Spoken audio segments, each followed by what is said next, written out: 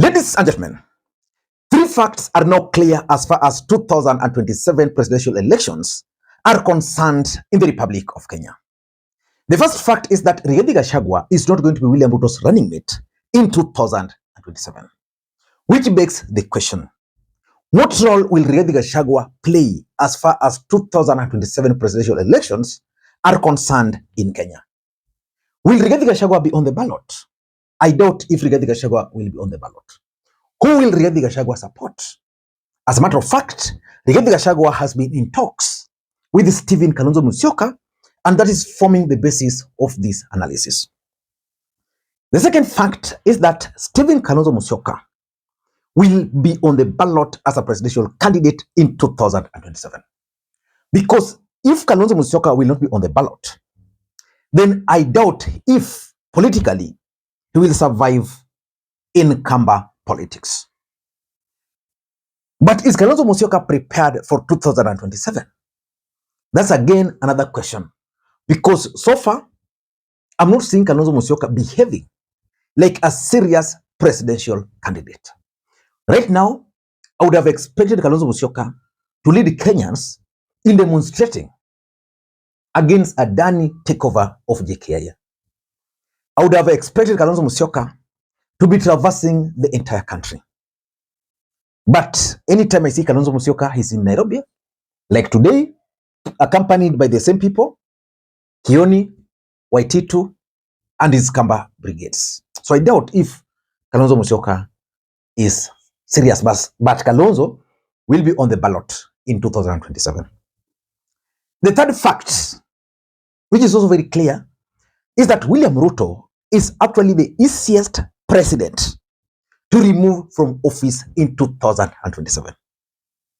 But who can remove William Ruto remains the biggest question. Because Raila Odinga is likely not to be on the ballot. Again, even if Raila Odinga were to be on the ballot, majority of his supporters no longer trust him that much. So in the absence of Raila Odinga, who do you think can remove William Ruto from office? Because there's an agreement that is the easiest to remove. But who can remove William Ruto from office? The fact that now is also with Raila Odinga.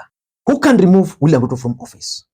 Can Kalonzo Musyoka remove William Ruto from office, considering the fact that Kalonzo Musyoka has already declared his interest of becoming the next president of the Republic of Kenya, and the fact that Kalonzo Musyoka has no other option? And I don't know, but from what I gathered initially, when the fallout between Rigathi Gachagua and William Ruto began, Rigathi Gachagua had committed to support Raila Odinga. But after the handshake with Raila Odinga, after the broad-based government, I doubt if that's going to work. Then Rigathi Gachagua then started leaning towards Stephen Kalonzo Musyoka. But that is also not working. In fact, it has not even kicked off. So in this video, I want to reveal to you guys why the coalition, the proposed coalition between Rigathi Gachagua and Stephen Kalonzo Musyoka is meeting some headwinds. But before we do that, for those who are watching this channel for the first time, please take a second or two, click that subscribe button so that next time we produce a video like this, YouTube will automatically notify you. And to the subscribers, I want to continue thanking you guys for your continued support. Because without that support, this channel cannot be where it is. Ladies and gentlemen, without any further ado, allow me to dive in. But again, before I dive in, allow me to also take this opportunity to introduce you guys to LemFi. LemFi is a mobile money app for users in the UK, Canada, and the United States of America to send money back to Kenya. They offer the best exchange rates, and the money will be delivered instantly into your Mpesa account, Airtel Money account, and of course, if you want directly into your bank account, you can use the link in the pinned comment to download the app. Ladies and gentlemen, I want to go straight to the point because today is Friday. Mambo ni mengi. It's been a while. I also need to go have some breeze by the lakeside just for some 3 more hours. It's around 6. Yeah, it's around 6. Maybe by 7, I should be around the lake there. So we'll be able to meet if you are in town there. Ladies and gentlemen, why do I strongly believe that the alliance between Kalonzo and Rigathi is collapsing even before it began? Number one, I can see Uhuru Kenyatta's hand in frustrating that alliance. And I've been asking around, why would Uhuru Kenyatta feel uncomfortable with Rigathi Gachagua coming to support Kalonzo Musyoka? Because Uhuru Kenyatta is pro-Kalonzo. And politics, I've always told you, is a game of numbers. Rigathi Gachagua today has numbers ya Mulima. Unaweza guza any other thing, but not Mulima. That one, Rigathi has sealed. So I would have expected Uhuru to facilitate a meeting between Rigathi and Kalonzo. But it's not working. Why? Because of political interest. Uhuru Kenyatta has political interest, especially in Nairobi. Uhuru Kenyatta is serious about the Kikuyu nation winning Nairobi gubernatorial seat in 2027. And his arithmetics is simple. Get a Kikuyu candidate, supported by Campus, and then probably with the support of Bukusus. Rigathi Gachagua is also thinking towards those lines. But Uhuru is not comfortable with that. So let us wait and see. It's not clear that Uhuru Kenyatta is yet to forgive Rigathi. So that's number one. Number two, the problem is also the winning formation. What formation can win? Kalonzo Musyoka and Uhuru Kenyatta believes that William Ruto has already been dumped by the mountain, and that the Gen Zs will have a strong say in 2027. But they will not vote for William Ruto, the Gen Zs. And they also believe that Raila Odinga supporters are also very angry and bitter with Raila Odinga. So according to them, they can easily win the presidency because the mountain has left Uhuru, and therefore they can persuade the mountain to support them. The Kamba votes, and of course the Gen Zs and that. And because of that belief, Uhuru Kenyatta and Kalonzo Musyoka doesn't see, so not Kalonzo really, but Uhuru Kenyatta, who is calling the shots in Kalonzo's camp, don't really see the need of bringing Mutu wa Murima on board. Because according to them, Mutu wa Murima is just with them because it's under siege.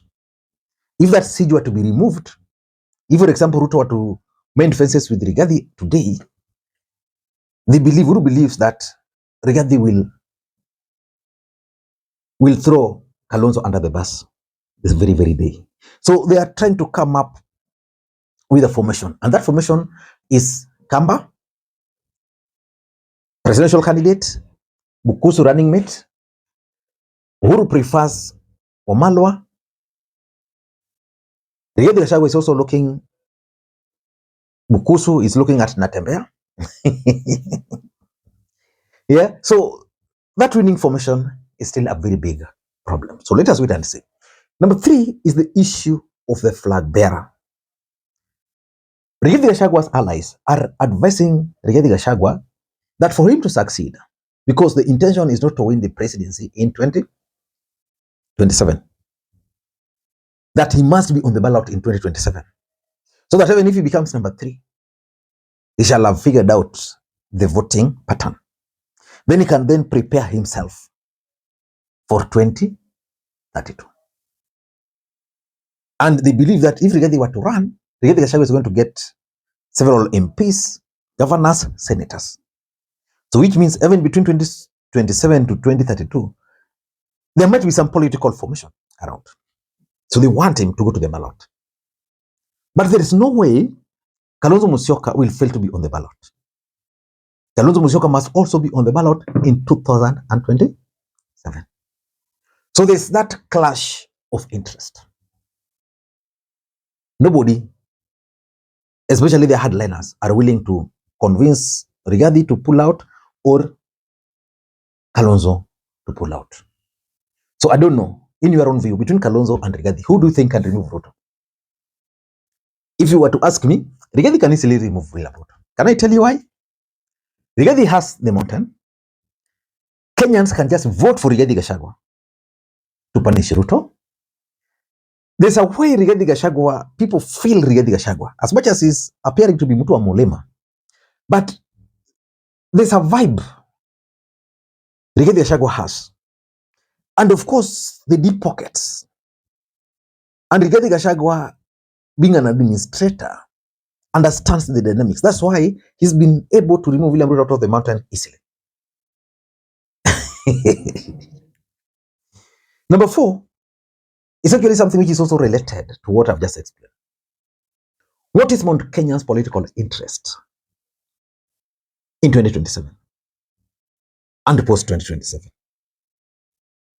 Because the Mulema, they have the numbers. They strongly believe that those numbers are not working for them. So what they are doing is that they want to form a political party and use that political party to win as many seats as possible. So they're going to have the numbers. Once they acquire the numbers, then they want to use those numbers for 2032. In 2032, the Mountain believes that one of them will be able to win the presidency. That's where Rigathi is coming in. So that if Rigathi were to support Kalonzo in 2027, then 2032, Kalonzo will still be a sitting president if he were to win. That would mean Mulima will have to wait until 2037. So they're telling Rigathi that the moment is now, not because of that they are not able to agree. And lastly, resources, money. Kalonzo Musyoka is stuck because he doesn't have money. Rigathi has the money. He can match. Just the other day, the court ruled that one of the biggest lands, which has been a center of law process around JKA, belongs to Rigathi. That land alone is 1.5 billion, the value. A single one. Rigathi Gachagua has bought hotels across the mountain. Mpaka wakina Shunga wana complain. So which means Rigathi Gachagua has the money.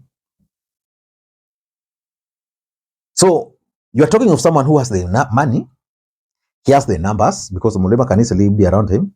Then you want him to support someone who doesn't have the money and less numbers. It doesn't make sense. And that's why we are seeing these gentlemen not really working together. Let me know the formation you think can easily form the next government. Until next time, this is Lima. Bye-bye.